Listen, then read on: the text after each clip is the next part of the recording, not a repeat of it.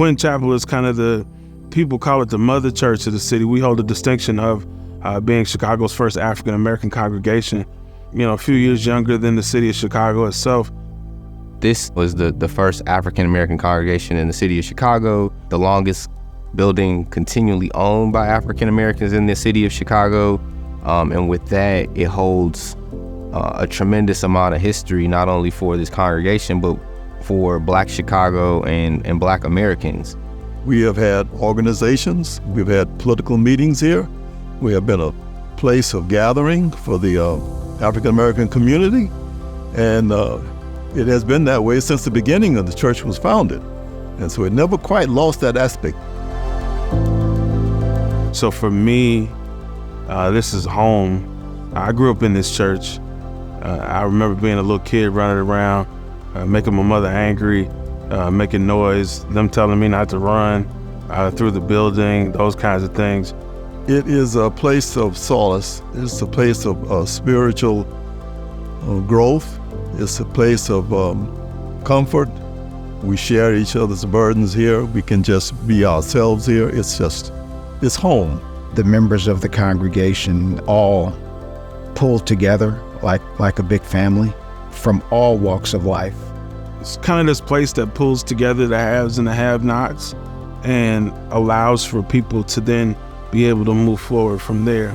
Just going to Quinn was the light of the day, the top of the day, the best thing. Oh, we're going to the program at Quinn because we were so well known in the community for doing exceptional things for the young people and adults, for everyone who needs what they needed.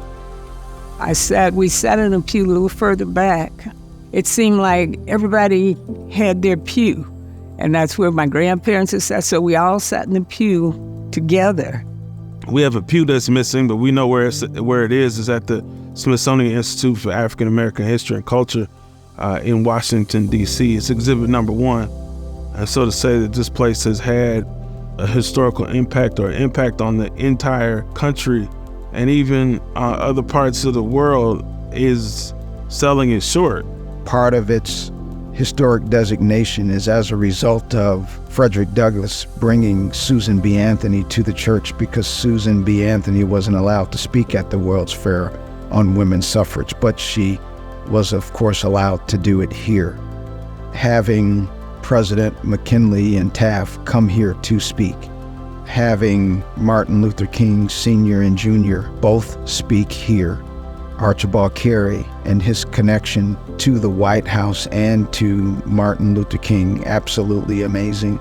Dr. King lived on the west side of Chicago for a little bit to highlight housing disparities. Well, at the time, he was friends with the pastor here, Archibald Carey Jr., and when we hear Dr. King from the Washington Monument yell, "Let freedom ring," from the Stone Mountain tops of Georgia, "Let freedom ring," he actually borrowed that from Archibald Carey Jr. Went to Marcellus, did his first spiritual selection here at Quinn. And I got a chance to meet Patti LaBelle when I was a little boy. Got a chance to meet Scottie Pippen and, a lot of very important people to the community. And that's what I think not only this building represents, but this church and this community represents, is collecting those that have been successful with those who are aspiring to be more. I love this church. The structure, everything is just beautiful. I mean, you come in and you see the organ, you see the mural, you see the pulpit area, the pews are the original pews. It's just, and you think about your ancestors and all of the work they did to build this structure. And it's just wonderful, wonderful ministers, wonderful sermon, wonderful music. You can't match it, And it just was heartbreaking to see it not being able to maintain, in the physical sense, its presence. So to be a part of restoring an edifice that was built in 1891, 3 years before the World's Fair, by a congregation that was founded 7 years after the city of Chicago was founded, is pretty amazing. The air conditioning effort that we're doing now is one one dream I had for many years. I always wanted to have my church, Quinn Chapel, to be a place that had air conditioning. The building is limestone, and so the limestone heats up, and so it makes the rest of the building, it just heats us up. It gets downright hot in here. We have a June Rose concert every June, and my daughter was a member of the choir.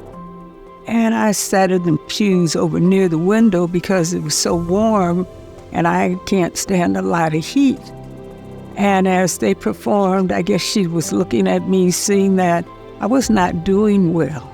So she asked to leave, and she came and told me she was taking me home because it was so extreme. She could tell I wasn't doing well because it was extremely hot up here. I was doing a tour one time, and folks came upstairs and they said, it ought to be cooler when you go upstairs. I don't think heaven should feel like that, because it literally is sweltering in here in the summer. When I became an officer in the church, we were well aware through many administrations that we had some structural difficulties. Everyone got together, we said we're going to take pledges. We want to ask people to make donations above and beyond the tithes and offerings.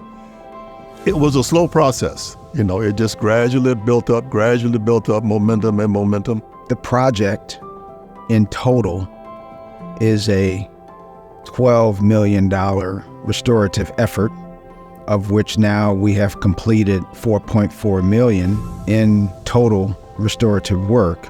Air conditioning was always a part of that.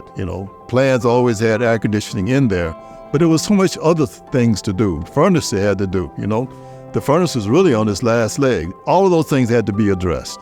And air conditioning was a part of it, but not, the central part of it. Part of the problem with trying to restore a place like this is that when you can't control the temperature in the room, it's hard to even think about what you're going to do next on this punch list of items that need restoration. We're doing a historic fusion in bringing sustainable systems into a Gothic revival limestone edifice.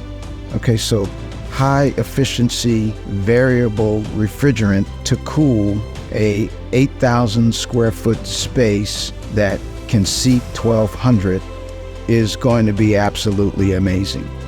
The ability to reduce the church's operating cost as a result of the sustainable systems that we're introducing is amazing to a nonprofit organization. It's tough because, people want to come to worship, they want to be a part of worship, but when it's so hot, it makes you think twice about those things. And so what it'll do for us, it allows us to be able to take advantage of this wonderful space that our ancestors left us. Come on and sing it again. Say, I love you. So today is our 128th June Rose concert. Today is significant. We've been in this building for 131 years, and for the first time in the history of this church, we're able to have the June Rose concert in an air-conditioned sanctuary. So that means a lot. ComEd has a history with Quinn Chapel. We began an advisory group called Community of the Future Bronzeville Advisory Group. And that group was representatives from this entire community advocating for the things that were important to Bronzeville. Quinn Chapel is one of those things that's important to Bronzeville. And we would hold our meetings here with the community to talk about sustainability and the importance of sustainability. And that's how we discovered that there's an opportunity to continue to invest in this great jewel here. And so we're here because this company decided that they needed to help people put new tech in the old spaces. And because they feel that Bronzeville and Quinn Chapel are so important to not only the city of Chicago, but to the world, that they had to start here.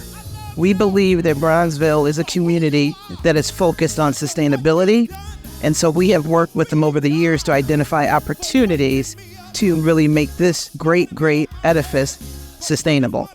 And what we've been able to do is bring energy efficiency incentives to help make it affordable. And we're just appreciative that this was a great opportunity. It will be a blueprint for other churches that are just as historic as Quinn Chapel. And one of the things that I appreciate about ComEd is that there's a sort of a family touch where they desire to be a part of the community, to be a good neighbor. So I'm grateful for the partnership and the work that has been done here in this church to help us to be more energy efficient in different kinds of ways, that we could turn down our footprint related to energy. The sustainable system reduces the stress on the grid while reducing the cost of operating said system. It's a win-win.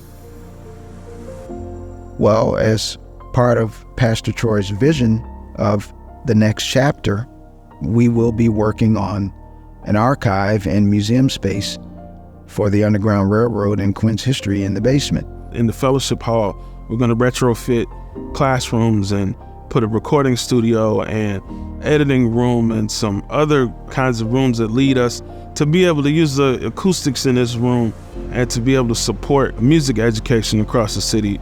We have always desired and continue to desire to be a meeting space, that we would be able to use our space to allow people to come in to do filming and things like that. And so big dream is that Quinn Chapel would be a place that the doors are always open, 7 days a week.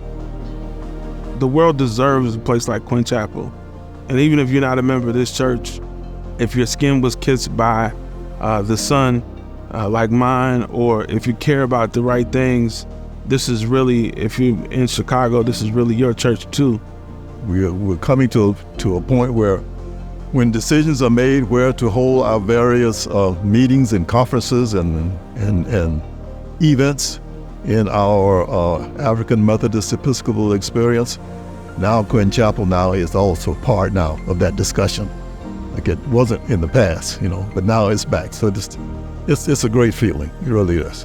We're part of the legacy that changed some things here in the church and helped to leave it for our children, our grandchildren, and those come behind. By us having air conditioning, we're able to better tell our story, we're able to better connect, we're able to better be of resource to the community. I'm thinking that we could get the congregation back that we had as a child. When I was a child, the pews were filled.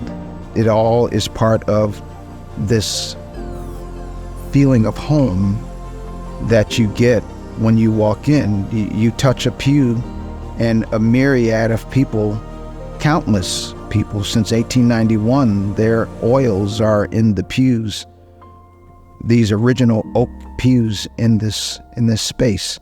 So that's Quinn.